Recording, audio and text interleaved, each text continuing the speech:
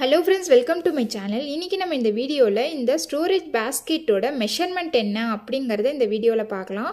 இதுக்கு வந்து 4.5 அடியில 8 ஒயர் கட் பண்ணி 8க்கு 8 அப்படிங்கிறது போல நம்ம வந்து பேஸ் போட்டுக்கணும். பேஸ் போட்டதுக்கு அப்புறம் ஹைட்ல வந்துட்டு 2 லைனுக்கு வந்துட்டு நம்ம வந்து எக்ஸ்ட்ரா ஒயர் ஜாயின் பண்ணி பின்னுற மாதிரி இருக்கும். அதுக்கப்புறம் வந்து ஃபுல்லாகவே பார்த்தீங்க அப்படின்னா ரன்னிங் ஒயர் வச்சு ஹைட்டில் வந்து பின்னணும். ஹைட்டை பொறுத்த வரைக்கும் இது வந்து 14 லைன் வந்திருக்கு.